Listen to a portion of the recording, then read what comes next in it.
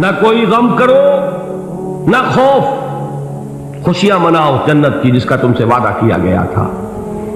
اللہ کی ربوبیت پر اطمینان جب انسان کو ہو جاتا، میرا رب اللہ ہے، ربی اللہ، انسان کے لیے نہ کوئی کھٹکا، نہ کوئی خطرہ، نہ کوئی خوف، نہ کوئی حزن۔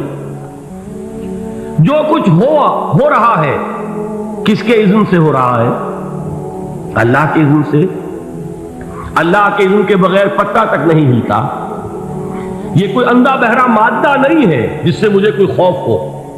اندھا بھینسا چلا آ رہا ہو اس سے تو ڈرنے کا ہر انسان کو ڈرنا چاہیے، نہ معلوم کس کو ٹکر مار دے۔ لیکن نہیں، اس کائنات کو چلانے والا ایک سمیع و بصیر خدا ہے، وہ جو میرا دوست ہے، میرا ولی ہے۔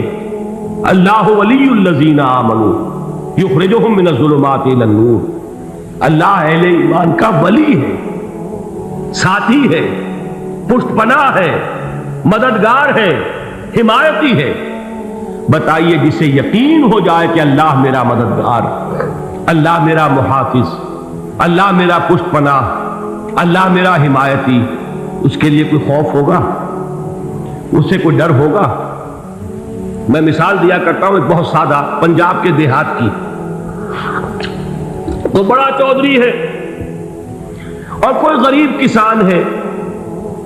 اس غریب کسان کے جانوروں کو ہر وقت اندیشہ ہوگا چوری کا، کوئی میری بھینس کھول کر نہ لے جائے، کوئی میرا بیل کھول کر نہ لے جائے۔ لیکن جس کے بارے میں یہ سب کو معلوم ہو کہ وہ جو بڑا چودھری ہے وہ اس کا دوست ہے، اس کی بچیا کو کوئی خوف ہوگا؟ اس کی بھینس پر کوئی ہاتھ ڈالے گا؟ اسے کوئی اندیشہ ہوگا؟ نہیں۔ کیوں؟ کہ وہ بڑا چودھری، بڑا اس کا یہاں کا سردار، جاگیردار، سب کو معلوم ہے وہ میرا دوست ہے، کوئی میرے خلاف اقدام نہیں کر سکتا۔ اس دنیا میں یہ چھوٹی سی بات اگر آپ کے دلی اطمینان اور سکون کا باعث بن سکتی ہے تو ذرا تصور کیجئے۔ میں لفظ تصور استعمال کروں گا صرف اس لیے کہ اس کا ہم جس کو کہتے ہیں ادراک اور شعور کر نہیں سکتے، اگر کے ساتھ کر سکتے۔ اگر یقین ہو کہ اللہ میرا مددگار اور یقین ہو کہ اللہ ہر آن میرے ساتھ ہے، پھر کوئی خوف؟ کس کا خوف؟ کوئی شے اللہ سے بالا تر ہے؟ کوئی قوت اس سے زیادہ طاقتور ہے؟ کوئی اس کے ارادے کو بدلنے والا ہے؟ کوئی اس کی مشیت کے آڑے آنے والا ہے؟ یہی بات ہے جو حضور نے فرمائی، یہ ایمان کا حاصل ہے لب لباب، کہ دیکھو اچھی طرح اس بات کو ذہن نشین کر لو، اگر تمام انسان مل کر تمہیں کوئی نقصان پہنچانا چاہے نہیں پہنچا سکتے، مگر جو کچھ اللہ نے لکھ دیا ہو، اور تمام انسان مل کر تمہیں کوئی نفع پہنچانا چاہے نہیں پہنچا سکتے، مگر وہ شے جو اللہ نے طے کر دی۔ آپ پھر میں کہوں گا ذرا طاری کیجئے، اسے فرض کیجئے، اسے سوچئے، اگر اس حدیث پر ہمارا دل ٹھکا ہوا ہو تو کسی سے ڈر ہوگا؟ یہ مجھے نقصان نہ پہنچا دے، یہ میری رپورٹ خراب نہ کر دے، یہ میری انکریمنٹ نہ رکوا دے، یہ میرا یہ نہ بگاڑ دے، یہ میرے یہ نقصان نہ پہنچا دے۔ اس کا ڈر، اس کا ڈر، اس کا خوف، اس کی خوشامد، اس کے لیے جا کر طرح طرح سے اپنی عزت نفس کو ذلیل کروانا اس کے سامنے، یہ سب کچھ کیوں کرتا ہے انسان؟ جب سمجھتا ہے کہ اس کے ہاتھ میں میرا کوئی نفع ہے، اس کے ہاتھ میں میرے لیے کوئی ضرر ہے، یہ مجھے کوئی غضب پہنچا سکتا ہے، یہ مجھے کوئی نقصان پہنچا سکتا ہے، یہ میرا کوئی کام بنا سکتا ہے، یہ میری کوئی ضرورت پوری کر سکتا ہے، اسی کا نام شرک ہے۔ جہاں آپ نے یہ سمجھا کہ غیر اللہ کے اندر کوئی طاقت موجود ہے، وہی شرک ہے۔ بتوں سے تجھ کو امیدیں، خدا سے نو امیدی، مجھے بتا تو صحیح اور کافری کیا ہے؟ شرک تو یہ ہے جس پر بھی تمہیں یہ خیال ہے، کلمہ ہے یہ کلمہ سوم، لا حول ولا قوت الا باللہ، ذرا اس پر دل کو کبھی اگر آپ تصور کریں، پھر فرض کریں، دل ٹھک جائے اس پر، کوئی طاقت نہیں۔ یہی بات تھی جو شیخ عبد القادر جیلانی رحمۃ اللہ علیہ نے اپنی وصیت میں اپنے بچے سے کہی۔ 11ویں دینے والے ہیں لیکن حضرت شیخ عبد القادر جیلانی کی وصیت اور تعلیمات کو کتنے لوگ ہیں تم جانتے ہو؟ یہ جن مقامات تک پہنچے ہیں وہ کس چیز کی بدولت پہنچے؟ انہوں نے جو پیغام دیا وہ کیا تھا؟ اے میرے بچے، جس طریقے سے قرآن مجید میں حضرت لقمان کی نصیحتیں جو ہے نقل کر دی گئی ہیں، میں یہ عرض کروں گا بالفرض اگر قرآن حضرت عبد القادر جیلانی کے بعد نازل ہوا ہوتا تو شیخ عبد القادر کی یہ نصیحتیں بھی قرآن میں درج ہوتی۔ اتنی اونچی نصیحتیں ہیں۔ اے میرے بچے، اس حقیقت کو ذہن نشین کر لے، لا فاعل فی الحقیقت ولا مؤثر الا اللہ۔ اس کائنات میں نہ کوئی فاعل حقیقی ہے نہ مؤثر حقیقی ہے سوائے اللہ کے۔ کسی شے میں کوئی تاثیر نہیں اگر اللہ نہ چاہے۔ آگ جلا نہیں سکتی اگر اللہ نہ چاہے، پانی ڈبو نہیں سکتا اگر اللہ نہ چاہے، زہر ہلاک نہیں کر سکتا اگر اللہ نہ چاہے، کوئی چیز فائدہ نہیں پہنچا سکتی اگر اللہ نہ چاہے۔ تو در در پہ کیوں سر جھکاتے ہو؟ در در پر کیوں جبیں سائی کرتے ہو؟ سب کے سامنے کیوں ہاتھ پھیلاتے ہو؟ ایک اللہ سے مانگو، ایک اللہ کے سامنے زمین پر اپنی جبین رکھو۔ لا فاعل فی الحقیقت ولا مؤثر الا اللہ۔ نظر آتا ہے ہمیں کہ پانی پیاس بجھا دیتا ہے، پیاس بجھانے کی صلاحیت پانی میں نہیں ہے، اللہ کے اذن سے۔ کھانا بھوک مٹا دیتا ہے، بھوک مٹانے کی صلاحیت کھانے میں نہیں ہے، اذن رب میں ہے۔ دیکھیے یہی یقین تھا حضرت موسیٰ علیہ السلام کا واقعہ یاد کیجئے۔ سامنے سمندر آ گیا ہے، قوم دیکھتی ہے پیچھے کہ گرد و غبار کا طوفان، معلوم ہوا کہ فرعون اپنے لشکر سمیت آ گیا۔ لشکر جب چلتا تھا تیز رفتاری کے ساتھ تو گرد و غبار کا جو طوفان اٹھتا تھا اس کا تصور کیجیے، اور لمحہ بلمحہ وہ قریب آ رہا ہے۔ پوری قوم نے کیا کہا؟ اے موسیٰ انا لمدرکون، اے موسیٰ ہم کو پکڑے گئے۔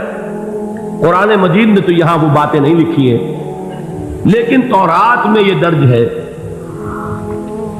کہ بنی اسرائیل جھگڑنے لگے، دست و گریبان ہو گئے موسیٰ کے ساتھ۔ موسیٰ نے یہ مروایا لا کر، اس سے تو ہم ہی بہتر تھے، وہاں کھانے کو ملتا تھا، زندگی تو تھی، بیگار ہم کر رہے تھے، موت تو نہیں تھی۔ اب جو کچھ ہوگا اس کا تصور کرو، جس طریقے سے ہمارے ٹکڑے اڑائے جائیں گے۔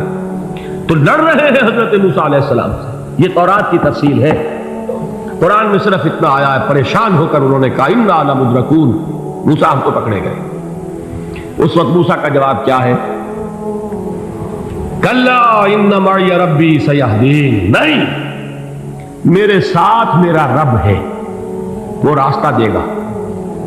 بتائیے کہاں راستہ نظر آ رہا ہے؟ یہ ہے ایمان بالغیب۔ راستہ نظر نہ آئے تب اللہ پر یقین ایمان ہے۔ جیب میں پیسے ہوں اور تب دل کو اطمینان ہے تو ایمان کس پر ہوا؟ پیسے پر، اللہ پر نہیں۔ جب وسائل و ذرائع نہ ہو اور پھر یقین ہو کہ اللہ مسبب الاسباب ہے، وہ اسباب کا پابند نہیں ہے، وہ اسباب کا محتاج نہیں ہے، اسباب اس کے محتاج ہے۔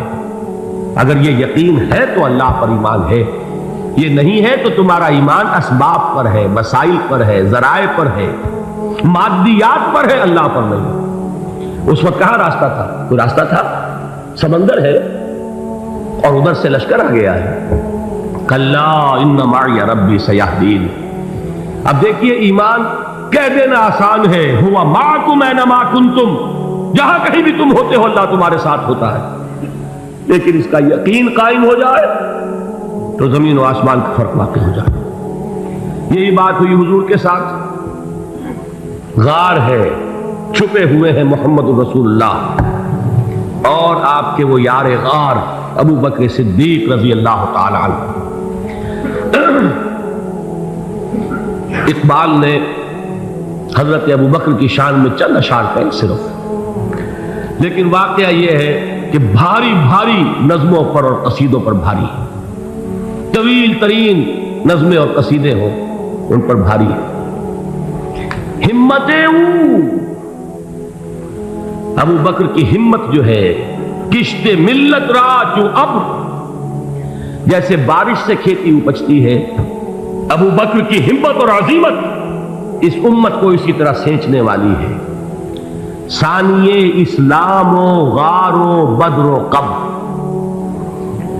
وہ دوسرے تھے اسلام میں، دوسرے پہلے کون تھے؟ انا اول المومنین، حضور فرماتے سب سے پہلا ایمان لانے والا میں، دوسرے ابو بکر۔ ویسے ہمارے ہاں یہ چلتا ہے اختلاف، حضرت علی پہلے ہیں کہ حضرت ابو بکر پہلے ہیں، لیکن اس میں بڑی خوبصورت تطبیق قائم کی ہے علماء نے، اور بہت صحیح ہے۔ چار کے بارے میں فیصلہ ہی مت کرو کہ کون پہلے، ان کی ایک عجیب تقسیم کر دی ہے۔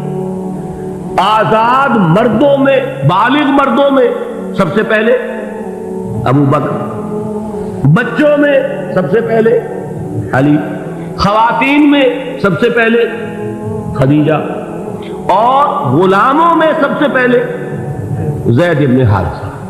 بڑی پیاری تقسیم ہے، یہ چاروں ہی پہلے ہیں، ہر ایک کے لیے اولیت ہے۔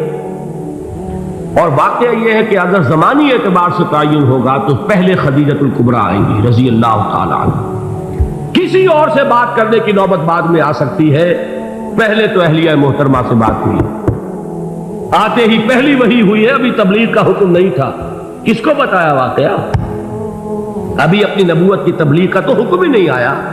واقعہ کس کا ہے؟ وہ خدیجہ کا ہے۔ جب کہا ہے کہ خشیت علی نفسی، مجھے اپنی جان کا اندیشہ ہے، تو کیا جواب دیا خدیجہ نے رضی اللہ تعالی عنہا؟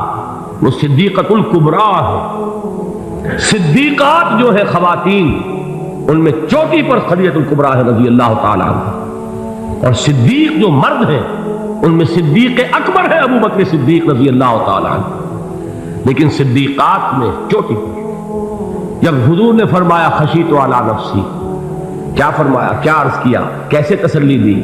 نہیں نہیں، اللہ آپ کو ضائع نہیں کرے گا، آپ غریبوں کے ہمدرد ہیں، آپ مساکین کے تکالیف رفع کرنے والے ہیں، آپ بیواؤں کی سرپرستی کرتے ہیں، آپ مسافروں کی خدمت کرتے ہیں، اللہ آپ کو ضائع نہیں کرے گا۔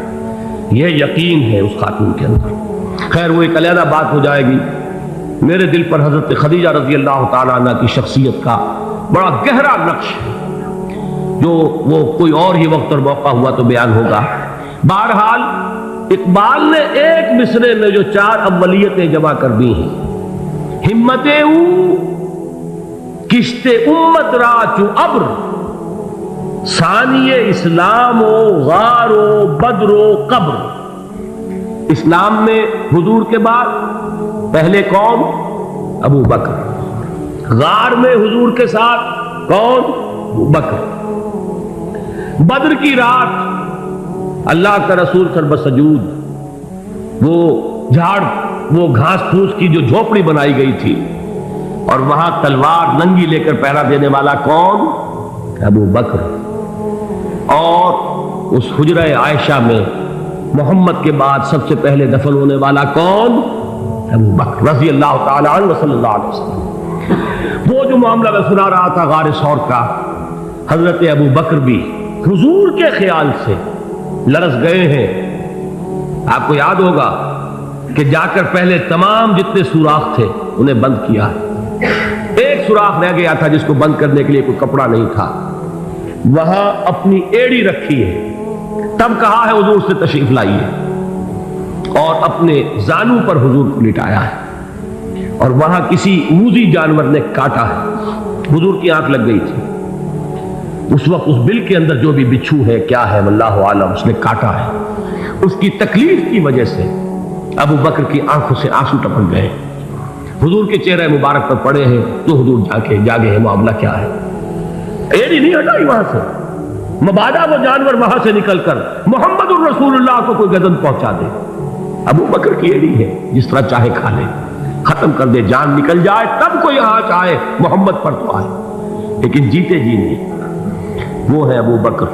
حضور کے خیال سے اس وقت حضور نے پھر اپنا لعاب دہن لگایا ہے، اور اس سے پھر آپ کی تکلیف ختم ہوئی۔ جیسے خیبر میں حضرت علی کی آنکھ دکھ رہی تھی، اس کو جو شفا حاصل ہوئی ہے وہ بھی حضور کے لعاب دہن سے ہوئی۔ تو بہرحال اس وقت انہوں نے کہا ہے کہ اے نبی یا رسول اللہ، اگر اس وقت ان میں سے کسی نے غیر ارادی طور پر بھی اپنے قدموں کی طرف جھانک لیا تو پکڑے جائیں گے۔ کیا جواب تھا اللہ کے رسول کا؟ لا تحزن ان اللہ معنا، اللہ ہمارے ساتھ ہے، کیوں گھبراتے ہو ابو بکر؟ یہ ہے ایمان باللہ، میرا مالک اللہ، میرا رازق اللہ، میرا محافظ اللہ، میرا مددگار اللہ، میرا پشت پناہ اللہ، میرا دوست اللہ۔